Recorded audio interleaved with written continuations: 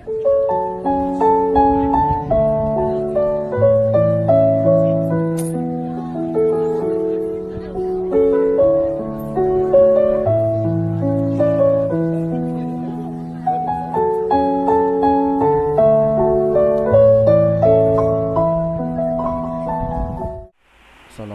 warahmatullahi wabarakatuh.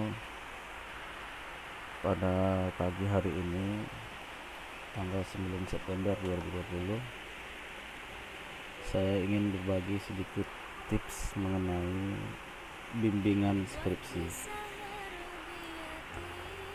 Pada dasarnya, skripsi itu adalah tugas akhir bagi mahasiswa untuk menyelesaikan perkuliahannya agar mendapat gelar sarjana yang dia tempuh.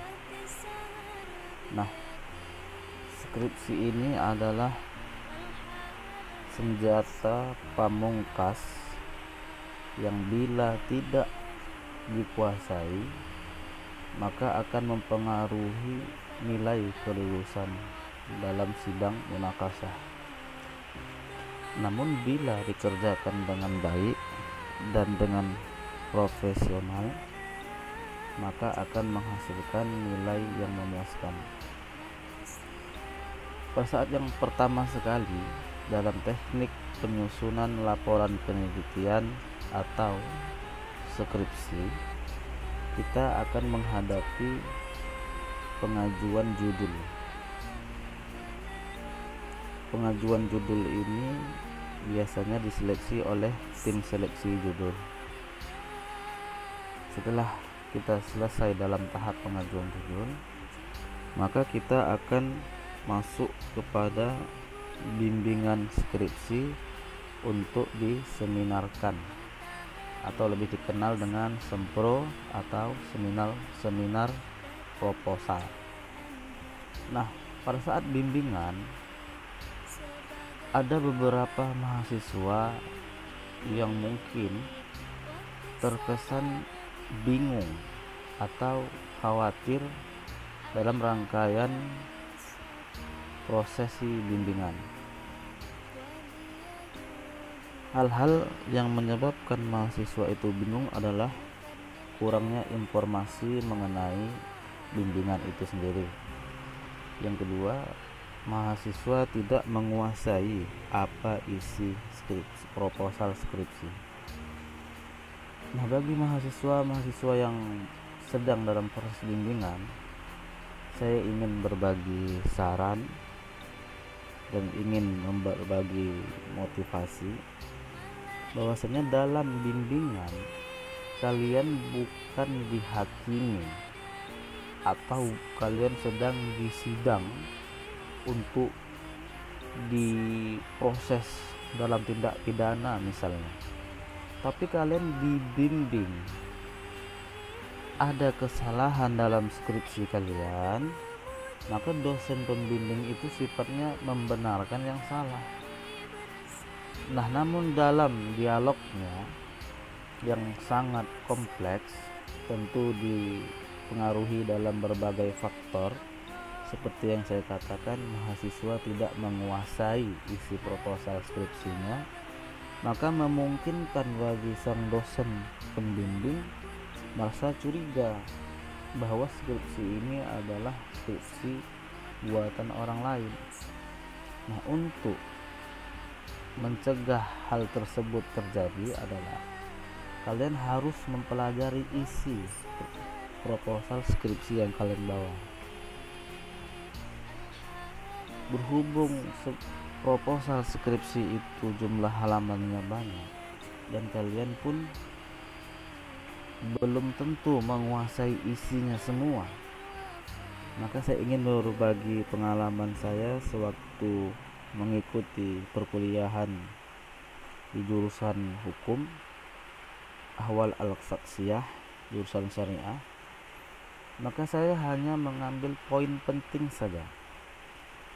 Saya mengambil poinnya pada poin yang pertama adalah saya menguasai latar belakang masalah atau LBM. LBM ini dia memaparkan apa sebenarnya masalah yang ingin kita gali dalam skripsi kita itu. Misalkan saya membuat judul skripsi dalam bentuk penelitian tindakan kelas seperti upaya peningkatan pemahaman akidah akhlak melalui model PAIKEM.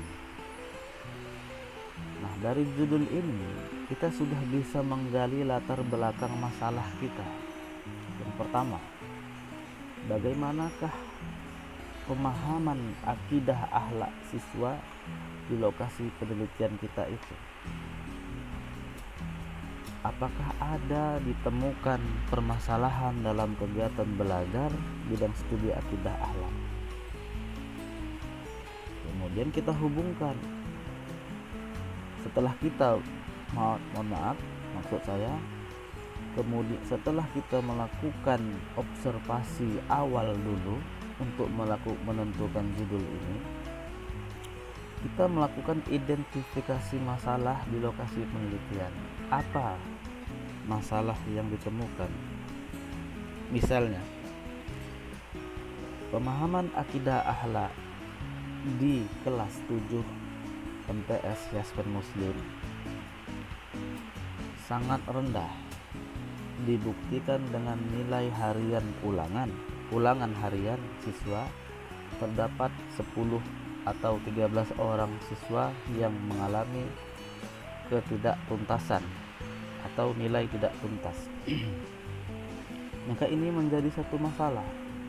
Maka teknisnya kita menggali masalah dari 13 orang sampel ini tadi. Apa yang membuat dia, yang menghambat dia sehingga dia mendapatkan nilai yang tidak tuntas? Maka jelas kita lihat, kita runut saja, kita ambil poin-poin penting bahwasanya kegiatan belajar mengajar yang dilaksanakan di MTS Yaspen Muslim, yaitu 1. Guru bidang studi akidah akhlak belum menerapkan model pembelajaran kooperatif yang melibatkan keaktifan siswa, sehingga sebagian siswa ada yang tidak memiliki daya pemahaman yang berbeda.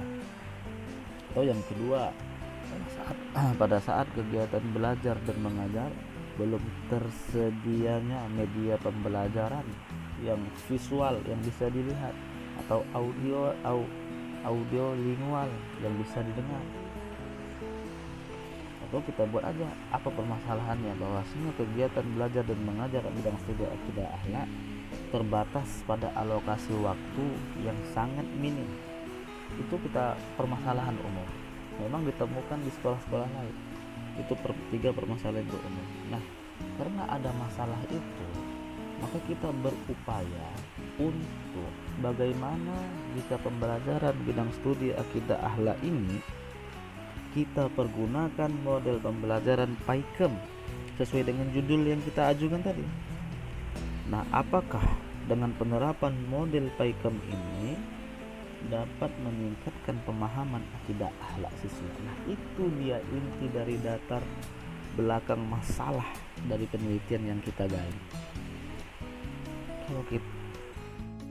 Jadi yang mau saya simpulkan adalah bahwa pelaksanaan penelitian tindakan kelas, contohnya pada saat kita mau bimbingan skripsi, itu sekali lagi saya terangkan, tidak menjustis kalian atau menghakimi kasar atau basic kalian dalam memahami